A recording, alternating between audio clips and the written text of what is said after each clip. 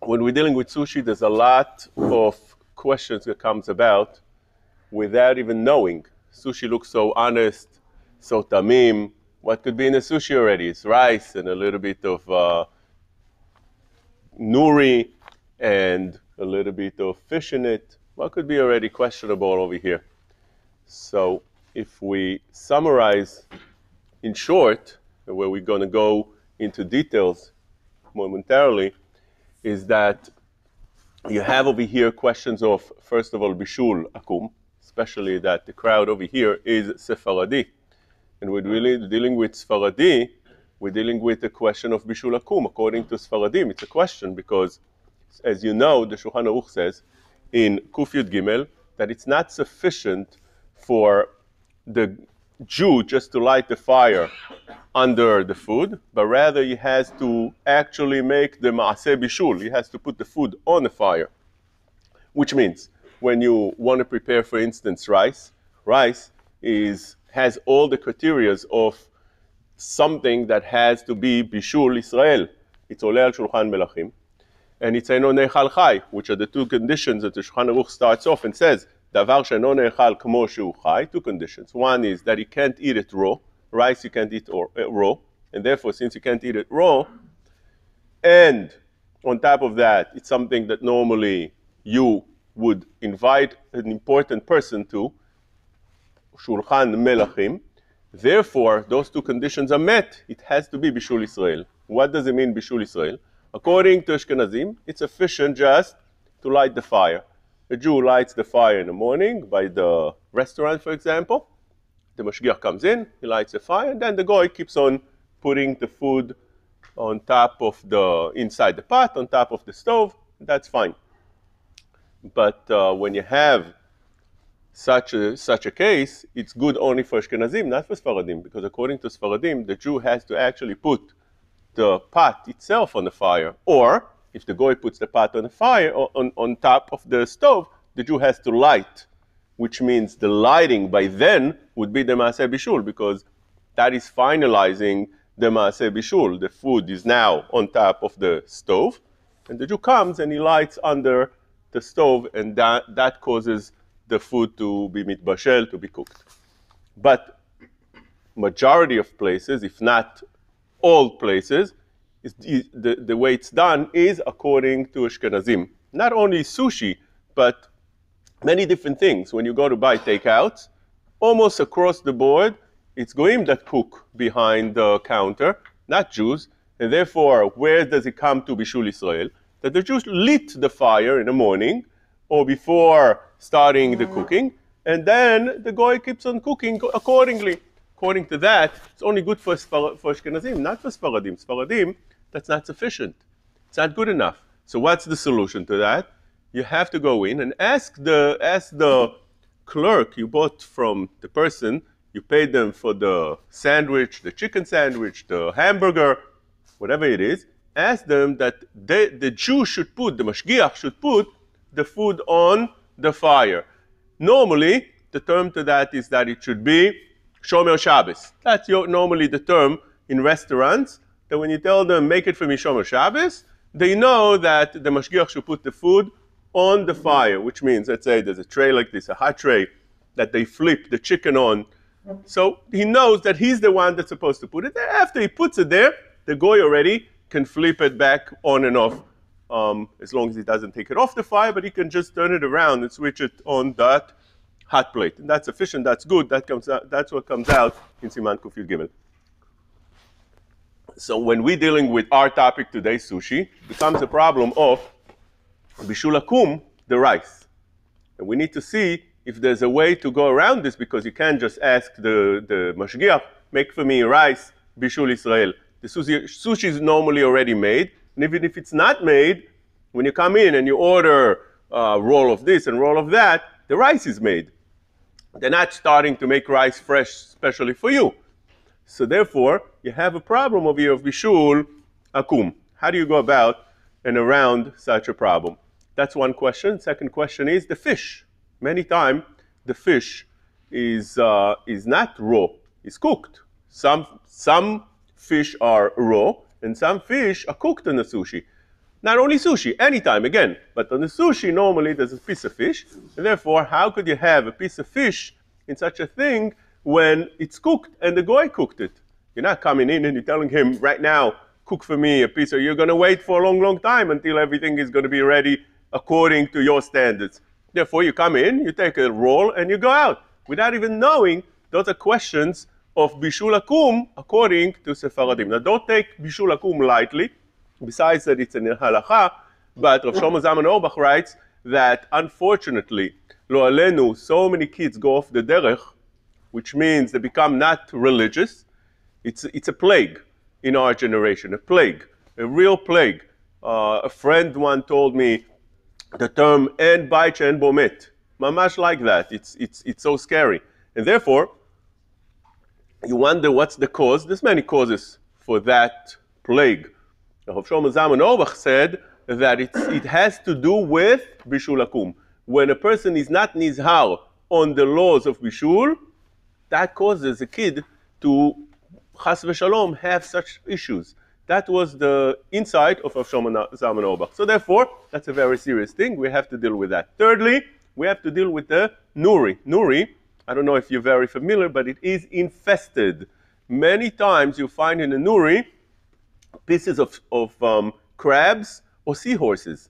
Now, you don't see it with your eyes because, first of all, when you buy a roll, you don't look and you're not going to see it. But when you buy the sheets, if you know how to look, it's very hard to find because it's camouflaged, since the nuri is made with layers of that seaweed, layers on top of layers, and the algae, which is the seaweed, layers on top of layers, and then they iron it. They press it like this with a hot metal. So therefore, if you don't know what you're looking for, you won't find that crab over there or seahorse, whatever's hiding there, and that could be a serious issue. Another issue that we found in nuri is if you don't have a nuri with hechsher, many times they make them in places with flavoring. And those flavoring are not kosher. Always when we're dealing with flavoring, you have to have a hechsher. So therefore, for instance, if you want to buy tea, you don't need to have a hechsher for tea. You can buy black tea or gray tea without hechsher, and that is fine. But if you want to buy tea with a flavor, it has to have a hechsher. Same thing with coffee. You want to buy a plain coffee, you go to Starbucks without other issues, just the issue of coffee itself, because there's other issues in coffees in Starbucks as well. But just buying coffee itself, or let's say buying the package of the roasted coffee, you want to make it home, it doesn't have hechsher, that's fine as long as it's black. But if it comes with flavoring, you have to have hechsher. Flavoring could have all different types of issues, including the way they make it sweet. How do they make it sweet? Well, there's different ways of how to make anything sweet, and you run into all kind of questions with that. So therefore, in order to avoid all those things, you buy without any flavoring. The nuri itself also comes with flavors, and therefore one needs to avoid it. Even if you buy nuri that doesn't have a flavor, but since they made it in the place that it was made, on the facilities that it was made, the machinery that it was made in places that previously, before they made this very sheet, they made sheets with flavors. So therefore, the flavor stays in the machinery, and even if it doesn't stay over there, but the machinery itself is not kosher. And therefore, you have another problem here. One more problem that we need to deal with, we'll see if the time allows, is when you buy crab. What is it called? The sushi with the crab? Not California roll. What'd you say? I don't know. Kani. That's California roll? California roll, I think, is the regular salmon, no? Many rolls have imitation crab. Imitation crab. Now, if I give you imitation bacon, I put it over here. Tonight, imitation bacon before the shiur. You'll eat it? Me no. Kasher. It's not the real crab. The big bits, Oh. The dairy. So we need to see if that's permitted where you're eating something that, two questions here. One is you're eating something that looks not kosher, so it could be it's mar'it ayin, it looks like you're eating not kosher, is that permitted? Secondly, question of the hargasha of a person, the feeling of a person, it's called hashkafa, mitzad hashkafa. So let's say we can go around the halacha and be machshir anything. We can allow you to violate anything in the Torah in a kosher way. We can kosher any violation in the Torah. Is that the right approach? That's called hashkafa. Is that the right Jewish approach? Those are questions that we want to deal with tonight. Let's just deal with the more light topics first, although it's not in order, to make things a little bit more interesting for the beginning. So when we're dealing with the question of what we just ended, and that is the question of the kani, the imitation shrimp, or imitation crabs, or whatever it is. Over here, the chida brings down that he was asked by a person. He asked him if at the time that Am Yisrael were in the desert and they ate the man, it says by Chazal that any thought, anything, any wish that a person had of a flavor that he wished to have in the man would come about. So if you had that man and you wanted to eat today French fries, that would be the taste of the man. If you wanted to have a hamburger, it would be the taste of a hamburger. Whatever you decided, it would change according to the way a person wished to have that food. So he asked the chida, what if a person wanted to have a taste of chazir, of bacon? Would that work? Or maybe it's not. So the chida quoted a Gemara in Kollel Basar, famous Gemara of Yalta that asked of Nachman. She asked him, I know that anything that's what she told him. I know that anything that the Torah restricted, the Torah permitted alike. We found different things that the Torah restricted, and still the Torah permitted. For instance, Yalta says an example that the Torah forbidden, as we just explained, to eat chazir, to eat pig. But the Torah permitted the shibuta. The brain, moach of shibuta has the same flavor as pig. And therefore, if a person wants to taste that flavor, he should eat the shibuta. The Torah forbidden a person to marry the sister of his brother. The Torah allowed in ibum. The Torah restricted a person to be with his wife when she's not clean. The Torah permitted in Yemei Ta'ara. Yemei Ta'ara, initially, midivrei Torah, it's a time right after a woman gives birth. Today, we don't allow it, but the Torah permitted such a thing. So we see the Torah permitted everything. She wanted to know, how would you find permission to eat basar bechalav, meat and dairy? So he answered, and he told her what? Chal. Exactly. So here says the chida, you see that anything that the Torah restricted, the Torah permitted the same. And therefore, one could have had a thought, as long as the object itself that you're eating, that you're having, is kosher, that's permitted. Even though it looks not kosher, even though it tastes not kosher, whatever it is, as long as it's kosher, it's fine. Therefore, the poskim say that those crabs that one want to have, crabs or shrimps, let's say, kosher shrimps, they had all kind of things like that, would be permitted. The OU didn't give a hechsher on that. They explained that it's just not right that a person, that a wife should prepare, what's for tonight? Hi honey, I'm home. What's for tonight? Oh, we have shrimps tonight. Shrimps in sauce. Some allow, some don't, but that doesn't sound good. Rabbi Yashiv was against it. You know why? He said a svara. He said only what is in nature the Torah permitted.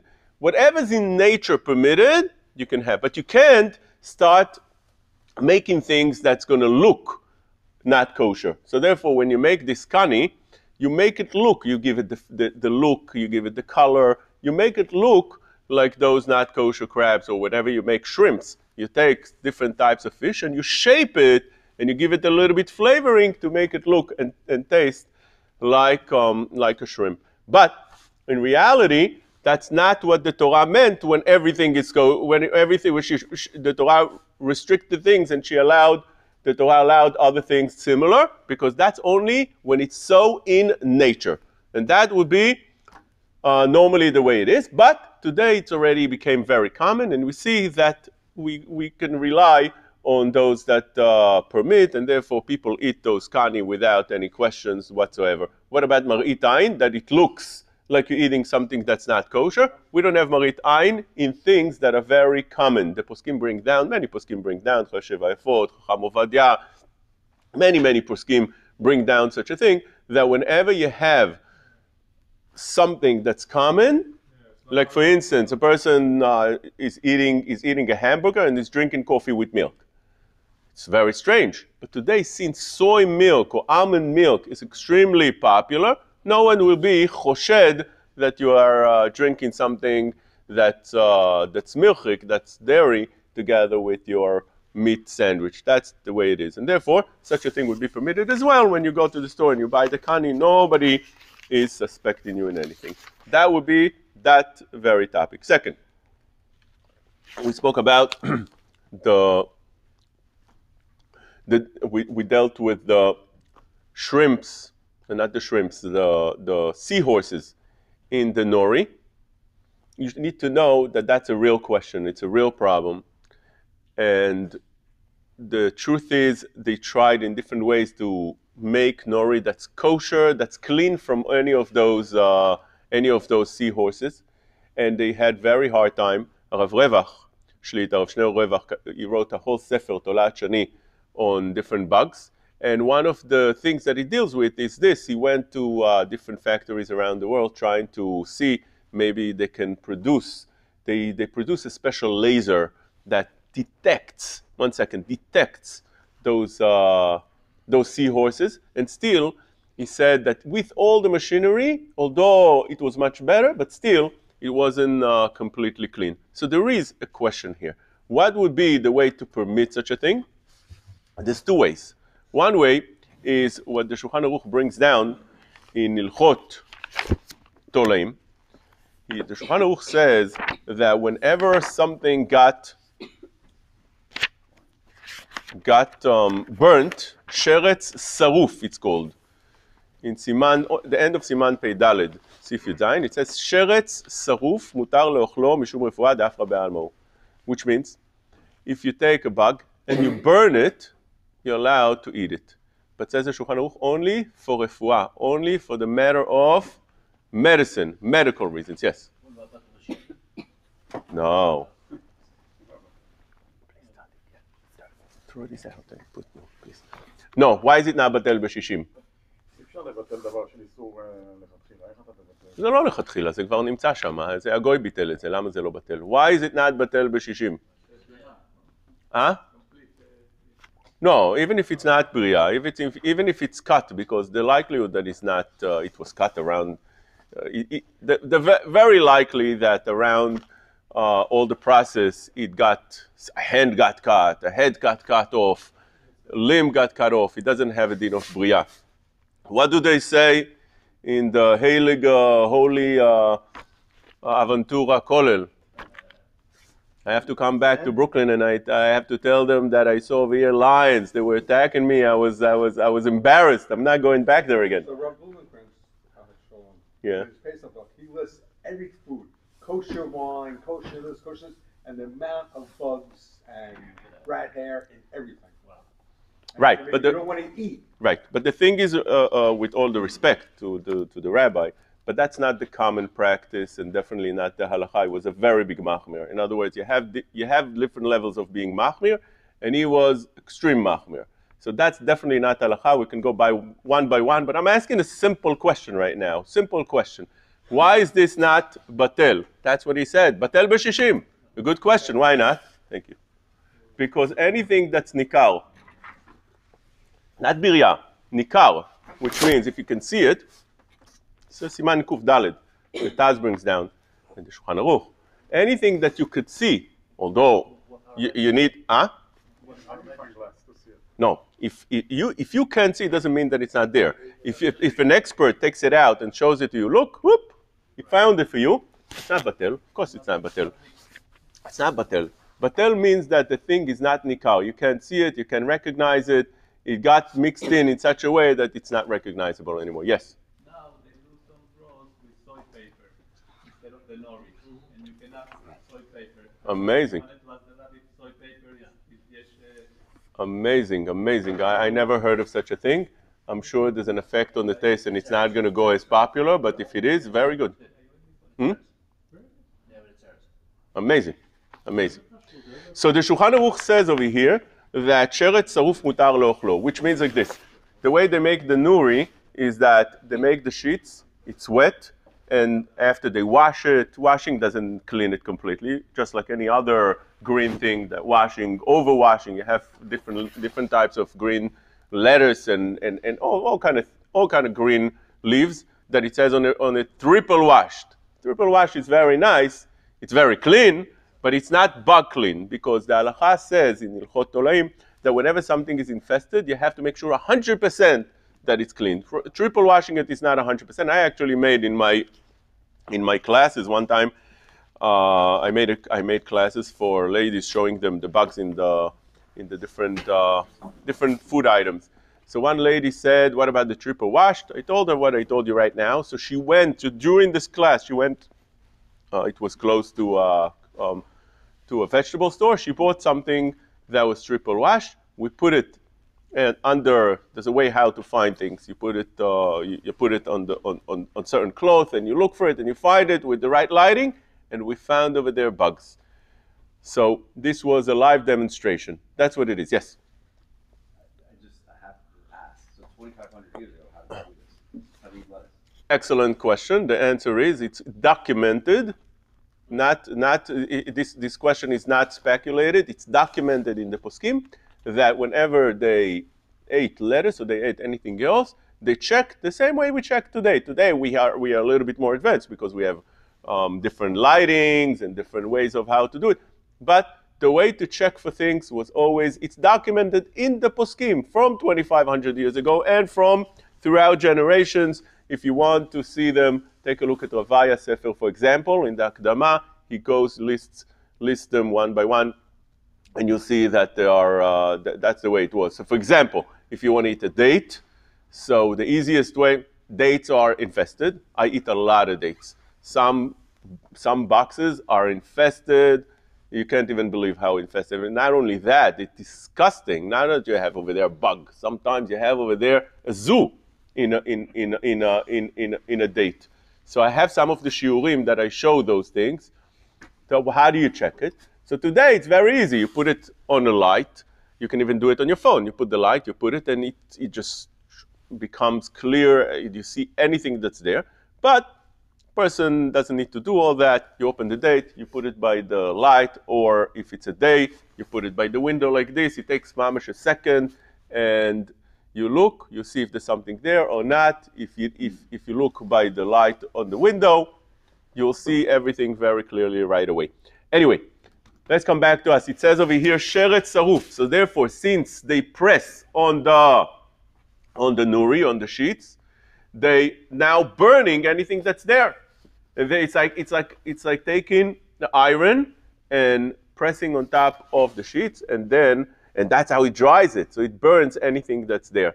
Therefore, that's a way to permit such a thing. The problem is that the Shulchan Aruch permits this only sheret saruf mutar lochlo mishum refuah, only for medicine. The Yad Avraham over here asks, where does he know this from? That doesn't seem like that from the source of the halacha. But regardless, says the Yad Avraham, and the Chayei Adam brings down as well, that this that the Shulchan Aruch restricted and permitted only for refuah, only for medical or for medicine, that's if you take the bug itself, by itself, and you want to eat it like this for refuah. So let's say somebody tells you your throat hurts. The best refuah is you take an ant, you burn it, and you swallow it like this. No. Shulchan Aruch says if you burn it and you swallow it like this, it will be permitted since you need it for refuah. But that's only when you eat it by itself. But when you eat it as a sheet and it's there, you're not eating it by itself, Therefore, that would be permitted even without refuah. This is one way to permit such a thing. The problem with that is that this is only when it's sheretz saruf. Many times, the sheretz itself is not saruf, but rather it's live and kicking. Not live really, but it's there, absolutely fresh, not saruf, not at all. That's one. Some want to say that, the halakha in Shulchan Aruch brings down that if a person waits 12 months on a bug, after 12 months, it's considered like afra, considered like sand, like ashes. It's already doesn't have a din of bug. But the problem is that usually those nuri have a date, a shelf life, and therefore they don't wait that long. It needs to be fresh. Usually sells before those 12 months. Some want permit within 6 months, and if that is the case, you'll have over here maybe a leniency of 6 months if it's indeed so. The problem with that is that it's sealed normally in a way that keeps it fresh, and whenever it keeps it fresh,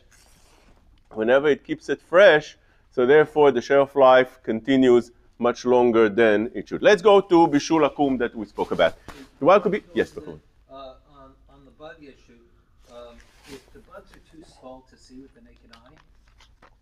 Yes, if they're too small to see with the naked eye, then it's not asur. That's how the Gaon mi. And if the bug is dismembered, isn't that that would be permitted mishum birya. But if you can see it, it's not mutar. Birya means it's lost. So therefore, if it doesn't have all the limbs, so Gaon mi tashbin, and many poskim, the Chayei Adam, and many Aruch HaShulchan, many say that if you can see it with your eye, you don't have to look for it with a microscope. That's not what the Torah asks. So the problem with that is that normally, even very small, you could see it with those big bugs that we're talking about. Normally, you could see it. Rav Eliashiv said that even 0.02 millimeters, you could still able to see, although very hard. You know how Rashi defines? Rashi says that what does it mean? Sheretz, that you can only detect it while it's moving. In other words, you look at it, and you don't see anything because it's so small. But when you see it moving, there's a bug over there, even though you can't really see it. But you see something moving, that would tell you that it's a sheretz. That's already a size that would be restricted and not permitted. and So when there, it's pressed, doesn't it get dismembered? if it does, so yeah, it has to be so much so that you can't see any of the limbs. If I take it out and I show you a limb, even though you can recognize it, but that's a limb, you tell me, do you see something? Yeah, I see something. Okay, let's look under the microscope, and you'll see that it's a head of a bug. You couldn't see it because it became small, but you could see something. You can see a piece, but since it's not put together with the legs and the hands and the entire body, you don't recognize it as a bug. That's also davar asur. Yes. Maybe I missed it, but at the end of the day, how is it permitted today? How is your Hefshan any noise today? What did they rely on?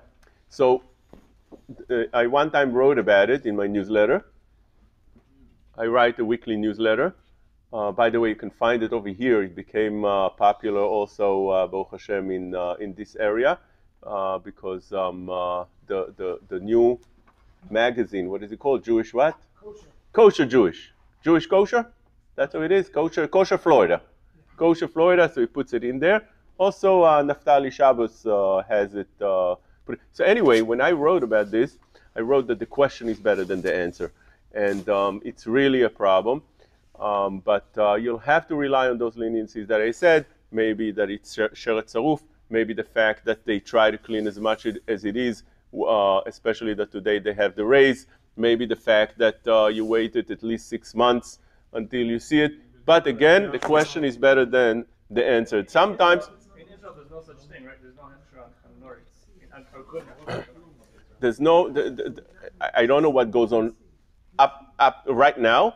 But the way that Rav Revach wrote, it didn't seem like he had a solution. He wrote this sefer already years ago. The solution is to soy paper. Okay, here we go. So we have today the soy. but I'm not sure how popular. Maybe it will get popular. Usually the way the business work is if this consumer doesn't buy and he asks only for the soy, so the stores would start producing that, and you'll have a solution for that. Let's see the question of bishul. So the bigger problem is the rice, but let's talk about the fish first because the rice is more of a problem. When we talk about a fish, we have to know that Chachamim restricted anything that is fresh, anything that you can't eat fresh, you can't eat raw. Anything that you can't eat raw, that has to be cooked. So therefore, when we're dealing with fish, is that something that you can't eat raw? Or is it something that today became, in sushi especially, very common to eat raw? And therefore, if a goy cooked it, it will be permitted. Maybe there's no bishul goyim anymore in that. In other words, like this. When you want to eat meat, you want to eat chicken, there's bishul akum. Why? It meets both conditions. First, it's oleh al shulchan melachim. Secondly, it's an onechal chai. You can eat it raw. What about fish? You bought fish in your sushi and the goy cooked it. But you could have bought the same sushi with raw fish. Is that therefore becomes davar anechal chai? So, I'm sorry? Only the rice is the issue with the Rice, definitely. Let's see about the fish. So first of all, let's understand what's the reason it's asur to eat bishul akum. What's the reason it's asur to eat bishul akum? Huh? Chatnut. Rashi in Avodah Zarah brings two reasons. He seems to contradict himself. He brings two reasons. One time he says it's mishum chatnut, that you might marry the goya. And secondly, shema yachilenu davar tameh, which means if you go to eat by a goy, there's two problems here. It used to be very common. You come to eat by the goy, by Arab countries. It was very common. It's called ziyara, as the Ben Ish Chai calls it. Ziyara. What does it mean, ziyara? To host somebody. You go and you visit somebody, and it was very common. You go to his house, he gives you the kahwa, and he gives you food, and so on and so forth. What happens when he does that? If you want to come close to somebody, how do you come close to him? You start eating and drinking together. When you eat and drink together, you can come close to him. What happens then? Two issues. One is that on the first day, he'll give you, it's all kosher. I bought it from Glattmart with the hechsher of the MK, and so on and so forth. Very nice. But slowly, as the ziyara becomes more comfortable and you go to his house more and more, he comes to your house, you come to his house, or you eat together in other places, slowly, he starts cutting corners. He's a goy. He doesn't care whether you eat kosher or not. Therefore, shema yachilenu davar tabeh. That's one problem. Bigger problem than that is shema yachilenu davar tabeh. Some want to say that that's, by the way, the correlation. Maybe it's not two reasons. It's one reason. What's the second davar tabeh that he might feed you? His daughter. That's a davar tameh umeshukatz ad meot, which means what happens? There's different perushim in the mefarshim. How what's the isur? What's the structure of the isur? That shema chatanut, the isur of chatanut. What does it mean? It means that you sit with the goy and you eat with him dinner, and all of a sudden his daughter comes out and sits on the table, and it becomes very friendly. Or does it mean that the daughter cooked the food? As it sounds from the Ramban, he says that ma'aseh nashim hu. Bishul hu ma'aseh nashim. What does it have to do with ma'aseh nashim? What's the difference if she sits on the table? But maybe the fact that she cooks. You say, people used to get married with a woman that knows how to cook. You know that? They say in English that the path to a man's heart is through the stomach. I don't think it works anymore, but it used to be that you would come to a shidduch, you want to offer your daughter, you tell the chatan, listen, my daughter knows how to cook. You want to see? And you say, wow, delicious, I'm marrying her. Wait 1 minute, you didn't see her. It's good food. That's what matters. That's what matters. היום יש סושי. That's it. Today, it doesn't make that much difference. Today it takes a little bit more than that, but Maaseh Nashim, a different understanding is the fact that maybe Maaseh Nashim, just the fact that you know that a woman cooked it, his daughter cooked it, even without the fact that it's good cooking. But it's a certain connection, especially according to Kabbalah, anything that a goy cooks, prepares, it has Tumat Goyim. It's something that is extreme. Anyway, there's different perushim on this. I gave a whole shiur on that to my kollel, and I explained all the different details of which posek, how it comes, how it manifests la'alacha. But today we just want to understand the fact that if it's a nechal chai, we don't have that problem. Why if it's nechal, we don't have that problem? Rashi says in Beitza tetzayin, because lo ahanu ma'asav, which means even though he cooked it, let's say he cooked for you something that you could eat raw, you could eat it like that. He took apples and he cooked them. Now it's a cooked apple. So you can eat it, no problem. Why? Because the fact that he cooked it didn't do much, didn't establish much, it didn't add much to the dish, and therefore lo ahanu ma'asav, Chachamim didn't restrict such a thing. Secondly, maybe we can say like the Taz brings that en adam mazmin al davar kaze, which means that when a goy wants to invite you, he wouldn't invite you on something that normally you can eat raw and he cooked it. It has to be davar meshubach. What does it mean davar meshubach? That you can't eat it raw and you come to eat from him.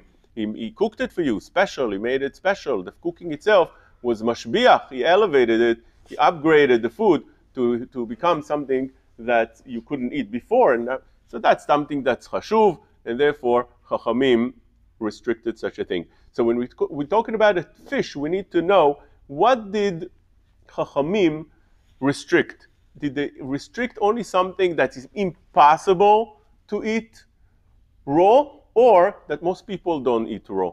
They would eat it cooked. That's a big machloket.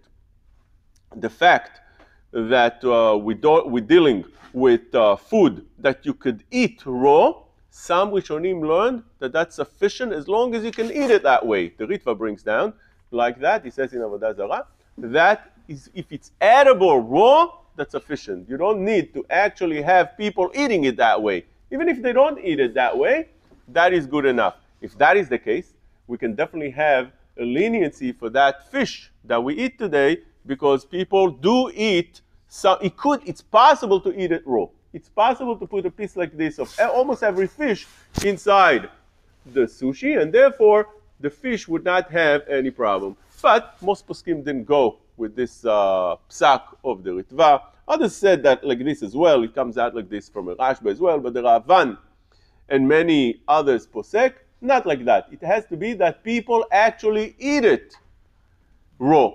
They have to eat it raw. Now, what does it mean, people eat it raw? What does that mean, people eat it raw? Does it mean that it's possible, it's common for people to eat it raw? Does it mean that majority of people need to eat it raw?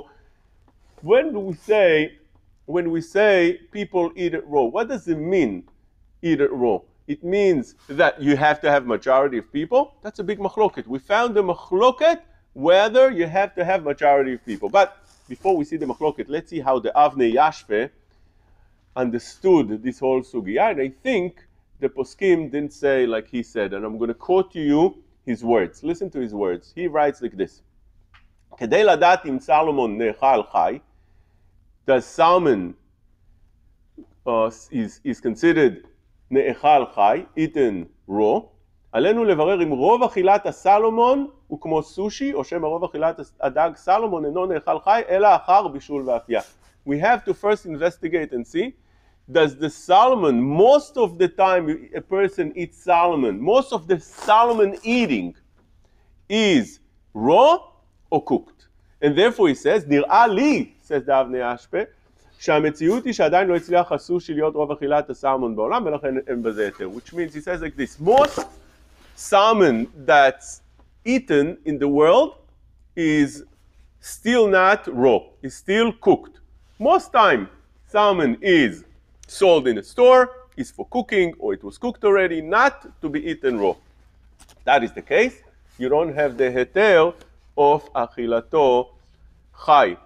It's considered nechal mevushal, and therefore you'll have a isur of bishul akum. The truth of the matter is, if you take a look around the poskim, rishonim and achronim, they all quote not like him, the halacha. They all say that it needs to be rov achilat bnei adam, not achilat sushi. There's a difference. The sushi, the fish itself, if the majority, the way he understands, it needs to be that the majority of that type of fish would be eaten raw. And that you don't have. You don't have a fish that's sold in the market that most of the eating of that fish will be raw.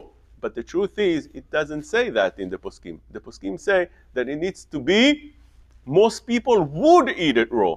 Now, that's a question that you can ask yourself. Would most people eat sushi with raw fish, or most people would avoid? There are people that don't like, raw fish, I don't like raw fish. I don't like sushi with fish. What are the majority? You bring sushi to a shul like this. Now, we brought sushi. Most people over here ate the sushi, or they avoid it? Give me only the cucumber. 10 years ago, 15 years ago, maybe it was different, but Today people eat the raw fish without that. 90% of the That's what I think. Not only that, you give them fish and you give them the vegetable. They put away the vegetable. The vegetable stays on the plate, and they'll eat the one with the fish. It's much more delicious.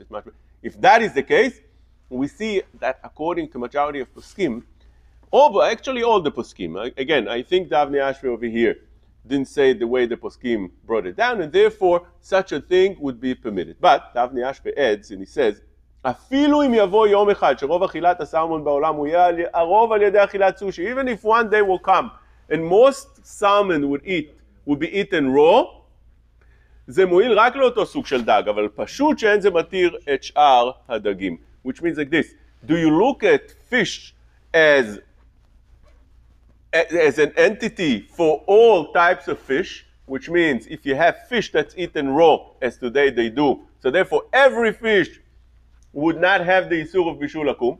So therefore, if you have white fish that normally you don't put in a sushi, a goy cooked white fish will be permitted, or you say no, it's permitted only those types of fish that one eats, and not, it doesn't give like a blanket heter for all types of fish. So he says that it's not such a blanket rule that one can permit for anything.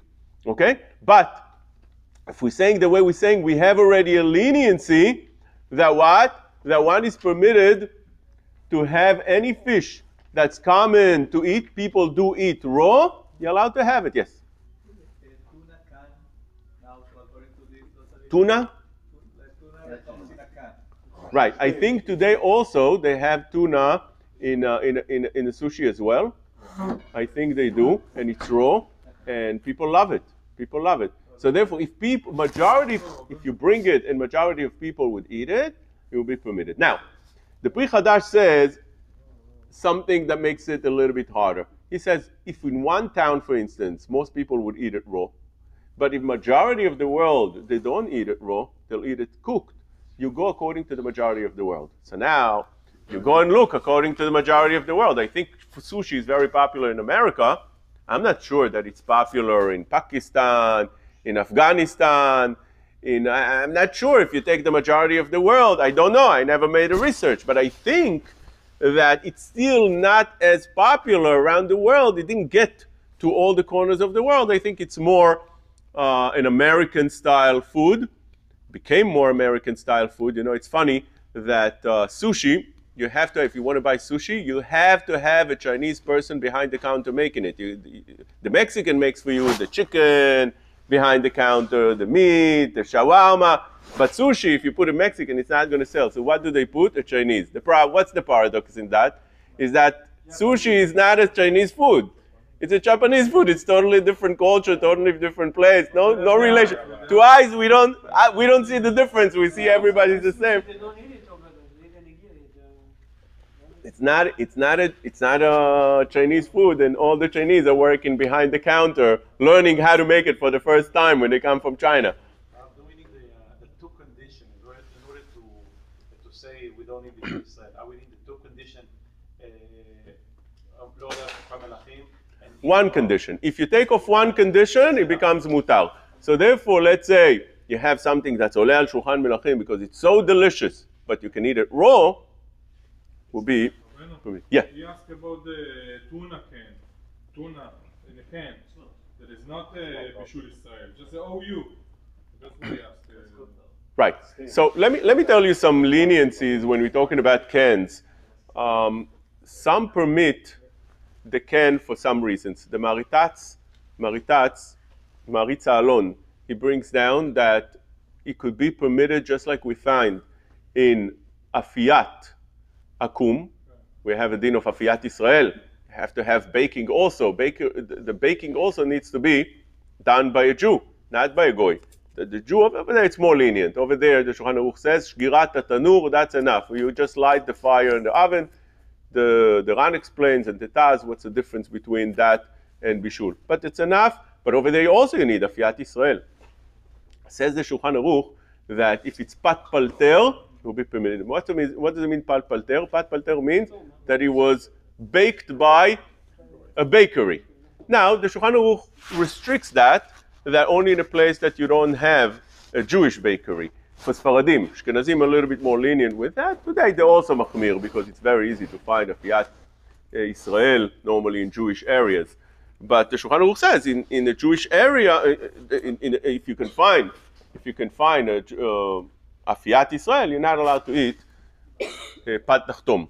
Okay? So says the Maritat, same idea would be by Bishul. Poskim don't bring this down, but he does. By Bishul Akum as well. If it's done in such production, mass production, as they do by companies, that's not something that you would have a relationship with the person that's cooking, and therefore it would be permitted. He wants to limit that and say it's only where you can actually have a relationship with the person that might bring you to marry his daughter. But if it's not so, it's permitted. So therefore, when it's done in mass production, it will be permitted. Secondly, those cookings, you have to know how the cans are being cooked, because the only way that the halacha restricts cooking of bishul akum if it was cooked in the water. But if it was cooked through smoke or through steam, it would be permitted. So many times those cans are being cooked by a steam. Steam, most poskim permit. Ben Shchai brings this down.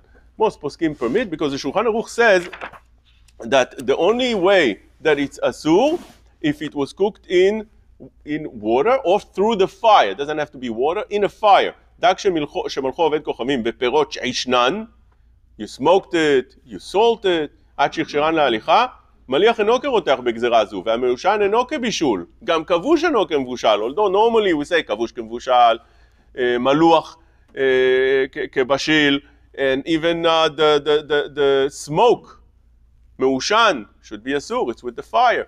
The poskim bring down as well that if it's steamed, it would be permitted. The only time that it's asur if it's directly from the fire, like cooking or baked, or like a baked chicken, or such things, then it would be, or fried. Those things would be not allowed, but otherwise it is permitted. So therefore could be that those cooking as well, many times they are cooked by a steam, and therefore it would be permitted. Regardless, the way we're saying right now could be that the tuna, if one wants to be lenient, maybe there is room to be lenient with that. So many poskim, I told you that it goes according to the majority of the world, according to the Brit Chadash, but many argue in the Brit Chadash, and they say no, it's each place according to the Solet Mincha brings down like this. The Dorkei Tshuva in Kuf Yud Gimel brings this. Solet Mincha, and many poskim bring the Solet Mincha. Each place is nidon according to that area, and therefore, if the area of where you live, that city of where you live, most people would eat it raw, then you would be permitted to eat it in such a way. Yeah, B'chavod. Can we count on muktzeh with fish from that we can eat raw? It's not muktzeh. What he wants to say is very interesting. The halacha in Ilchot Muktzeh and Shabbat says that normally raw food is not muktzeh. Why is it not muktzeh? The reason is because nefesh yafa tochlenu, because people could eat it raw. Who would eat it raw? Nefesh yafa. What does it mean, nefesh yafa? somebody who's very rough. They call it nefesh yafa, like it says lashon sagi naor. Somebody who's very rough. Somebody like the Ben Dorsai. You know who's Ben Dorsai? Ben Dorsai was a thief that would eat anything that's only a third cooked or half cooked, machloket rishonim, which means just made it. It's still raw, but just made it that it's edible. He would swallow it very quickly because he would had to be constantly on the run since he was a thief and people were after him. Therefore, nefesh yafa tochlenu. But what is nefesh yafa tochlenu? Many poskim say today they restrict it to say that if it's meat, for instance, today nobody would eat meat that's raw. Chicken also could be that not. But fish, according to what you're saying, it becomes something that's not mitzvah because it's possible to eat raw fish, and it's common to eat raw fish as well. So could be that idea of what you're saying is true. It's very relevant. Yeah, The tuna in the can, I think, as far as I understood, is a different type of tuna than the one you get in a sushi. There's like yellowfin and skipjack and different types of tuna. So would that fall into the shaila of the Avnei Yashva? Yeah, but they also have yellowfin in cans. I'm saying, I want to tell you, when you're dealing with tuna, you have a problem in many of the tunas that when they go to catch them in nets, together with the tuna, they bring out also dolphins. And in the boat already, they process everything. It's being processed. So therefore, Chacham Ovadia already spoke about this. He screamed about this. And even Rav Yitzchak Yosef wrote about this in Yalkut Yosef, Yoreh De'ah Chelek Bet. He wrote about this in the back. He says that many of the cans are not kosher. You have to have a mashgiach on the boat in order to be able to eat those tuna. So whenever you buy tuna, you have to know that tuna was made with a hashgacha of mashgiach on the boat, because as I told you, it's processed on the boat. Those that allow it, the companies that allow it, they say that since it looks like tuna, and it smells like tuna, and it walks like tuna, so what could it be? And it quacks like tuna, what could it be? It's got to be tuna. The problem with that, and it's true. Tuna smells like tuna. Tuna looks like tuna. You see it, you know this is tuna, and it's not lax. What's the problem with that? The Shulchan Aruch in Ilchot Dagim brings clearly that there's a mitzvah. Not only Shulchan Aruch, the Rishonim, not the Shulchan Aruch, the Rishonim bring clearly Rambam, the Sefer, the Sefer HaChinuch. Many of the Rishonim say that there's a mitzvah min haTorah livdok simanim, simanei dagim, which means you have to check the simanim. So even if, let's say, you have all the simanim that it is a tuna, but that's not the simanim that the Torah asks you to check. It needs to be kaskasim, it needs to be snapir, and therefore if you don't see those, even though you would say it's tuna 100%, you wouldn't be allowed to eat it. So that's a machloket, whether you could rely on something that, it's for sure, that's what it is, I see it. Or you have to check the simanim, not you yourself, the mashgiach, somebody has to check those simanim. That's one problem that has to be dealt with. Secondly, even if it is tuna, but if it was processed together with pieces of other dolphins that they catch together on the boats, that becomes problematic. So you need to know that that's an issue with tuna. Let's talk about the rice. I want to tell you about the rice.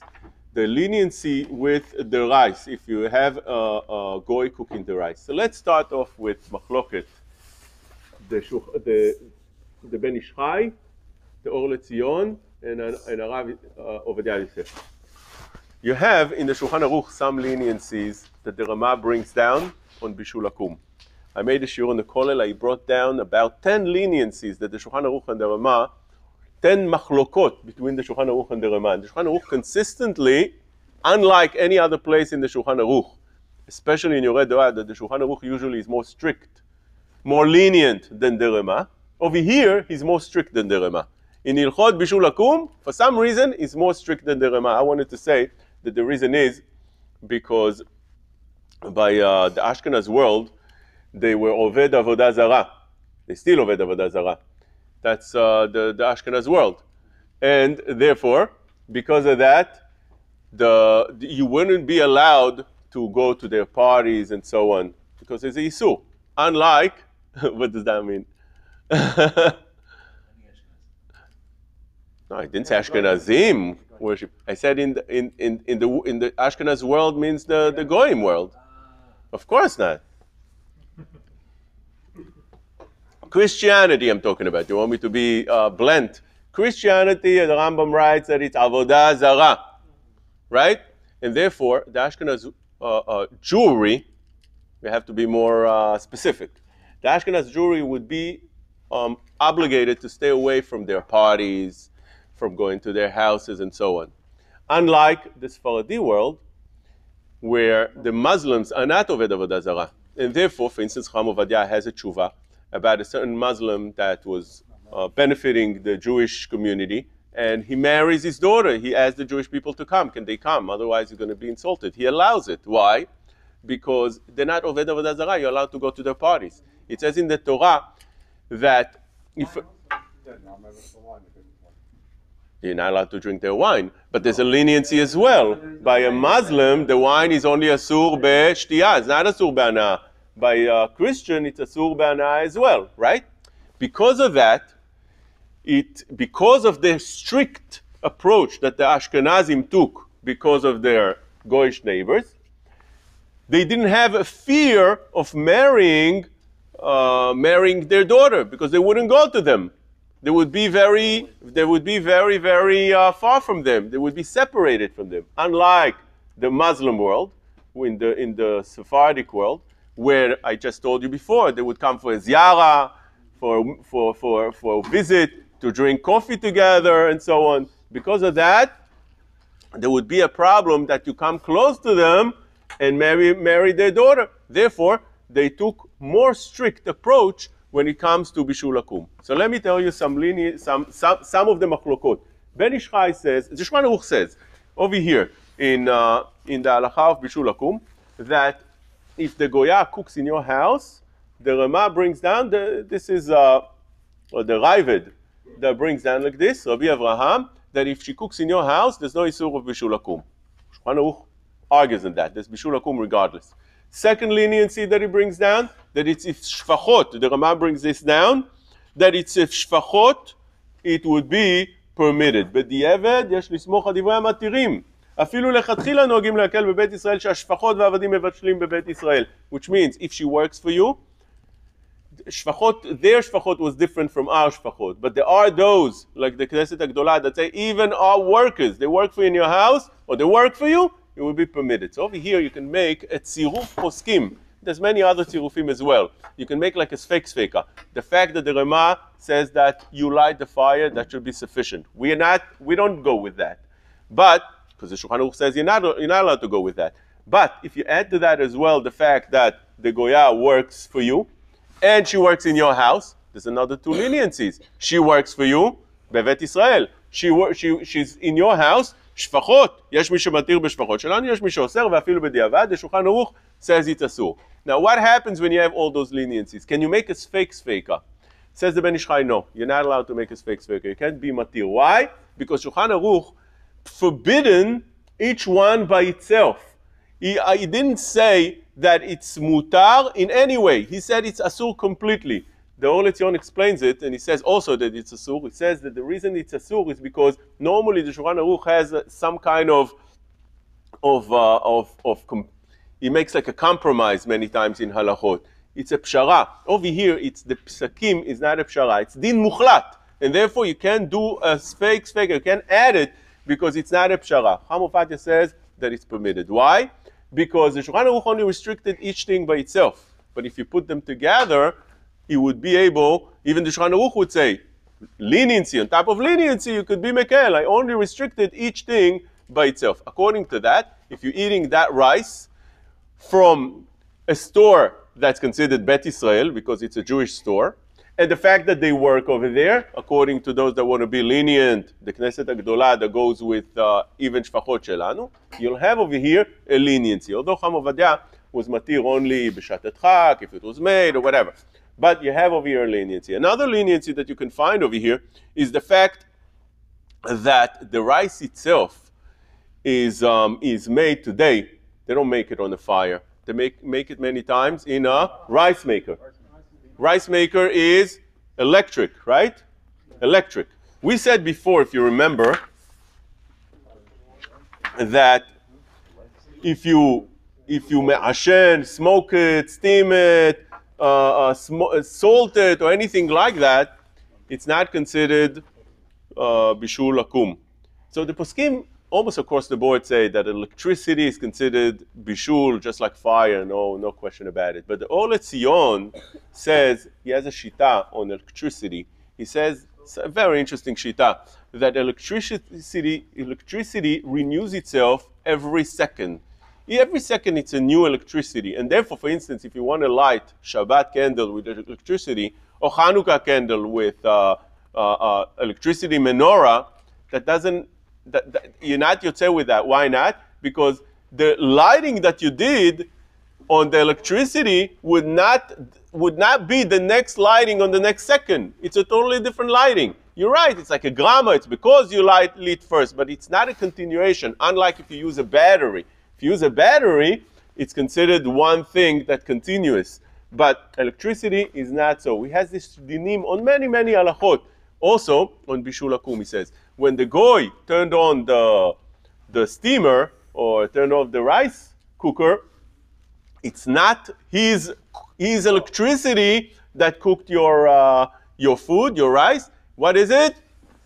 It's afterwards. It's a second thing that happens afterwards. Like you put it on a timer and it lit by itself.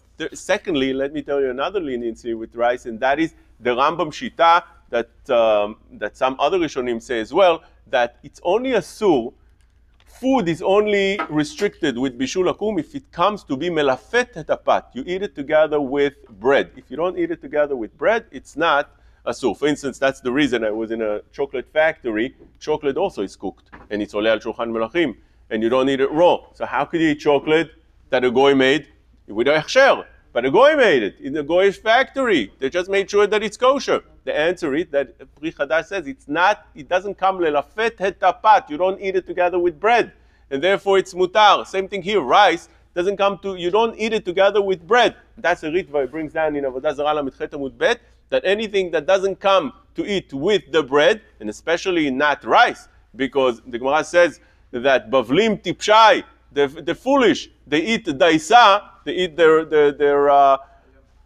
together with bread. How is that possible? You don't eat such thing. You don't eat rice with bread. Nobody eats that. It doesn't come to eat together. And therefore, such a thing will be penim minute. The Pri Chadash says like that. Now, not all the poskim say so, but you have over here few leniencies that we have to rely on.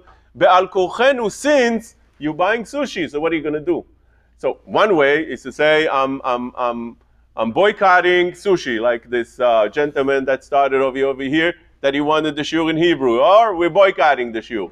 But so you could say the same thing on sushi. We're not eating sushi anymore. Hopefully that will make an effect on the store of the sushi, and they would start making Jewish sushi with all the halachot of sushi that we spoke today. But as long that you're not doing that, and you want to eat sushi, so what are you going to say to people? You can't eat sushi. The truth is, if I give you a shiur like this, I can make you a shiur that would show you that not only sushi is asur, sushi and shawarma and falafel and everything. I can make you a shiur and show you all the problems. So what are we going to eat? Nothing. So the answer is that we have to find leniencies for everything, and that is the leniency. Yes, Bechavot. I think most restaurants now they put the rice in the machine. And the Jew turns it on. That's beautiful. That solves the problem of the rice.